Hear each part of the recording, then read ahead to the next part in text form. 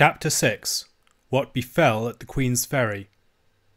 As soon as we came to the inn, Ransom led us up the stair to a small room with a bed in it, and heated like an oven by a great fire of coal.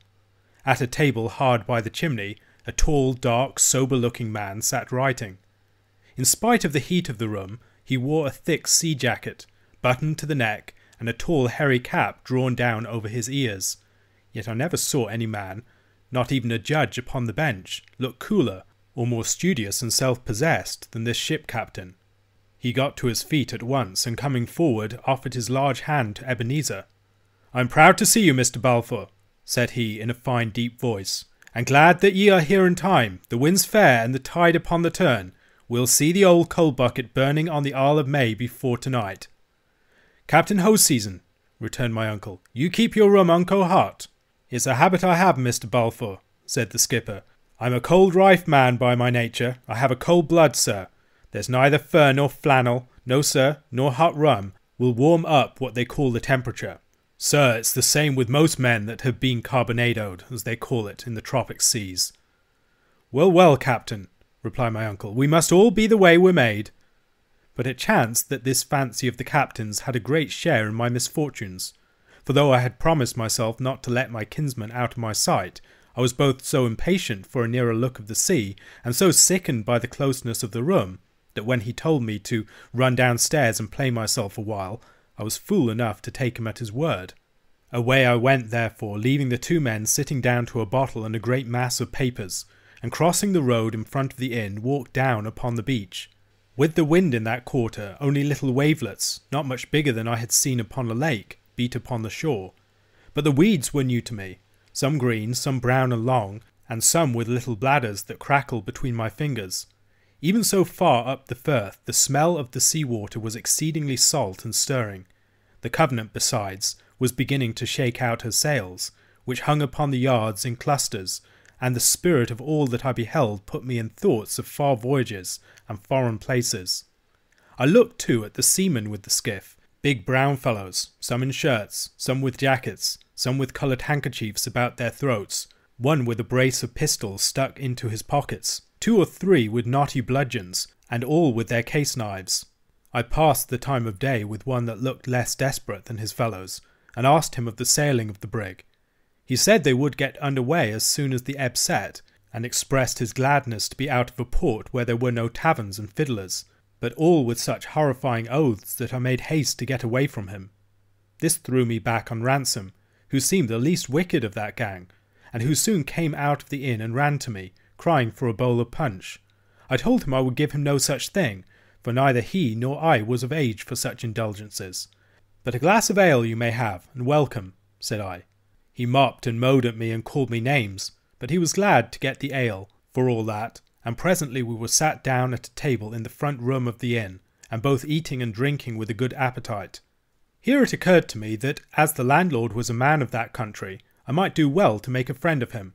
I offered him a share, as was much the custom in those days, but he was far too great a man to sit with such poor customers as Ransom and myself, and he was leaving the room when I called him back to ask if he knew Mr. Rankeeler. "Hoot, says he, "and a very honest man. And, oh, by the by," says he, "was it you that came in with Ebenezer?" And when I told him yes, "You'll be no friend of his?" he asked, meaning in the Scottish way that I would be no relative. I told him no, none. "I thought not," said he, "and yet ye have a kind of gliff of Mr. Alexander." I said it seemed that Ebenezer was ill seen in the country. "Nae doubt," said the landlord, "he's a wicked auld man, and there's many would like to see him gurning in the tow. Jennet Clouston, and many more he has harried out of house and home, and yet he was ance a fine young fellow too. But that was before the sow gowed abroad about Mr. Alexander, and that was like the death of him." "And what was it?" I asked. "Oh, just that he had killed him," said the landlord. "Did ye never hear that?" "And what would he kill him for?" said I. "And what for but just to get the place?" said he. "The place?" said I. "The shores?" "Nae other place that I ken," said he. "Aye, man," said I. "Is that so? Was Alexander the eldest son?" "Deed was he," said the landlord. "What else would he have killed him for?" And with that he went away, as he had been impatient to do from the beginning. Of course I had guessed it a long while ago, but it is one thing to guess, another to know, and I sat stunned with my good fortune, and could scarce grow to believe that the same poor lad who had trudged in the dust from Ettrick Forest not 2 days ago was now one of the rich of the earth, and had a house and broad lands, and might mount his horse tomorrow.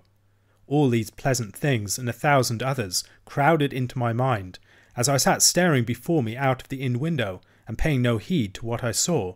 Only I remembered that my eye lighted on Captain Hoseason down on the pier among his seamen, and speaking with some authority, and presently he came marching back towards the house, with no mark of a sailor's clumsiness, but carrying his fine tall figure with a manly bearing, and still with the same sober grave expression on his face.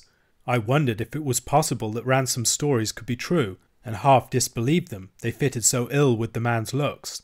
But indeed he was neither so good as I supposed him, nor quite so bad as Ransom did, for in fact he was 2 men, and left the better one behind as soon as he set foot on board his vessel. The next thing I heard my uncle calling me, and found the pair in the road together.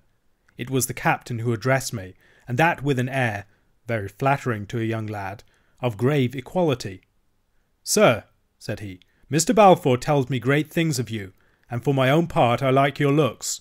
I wish I was for longer here that we might make the better friends. But we'll make the most of what we have. You shall come on board my brig for half an hour, till the ebb sets, and drink a bowl with me."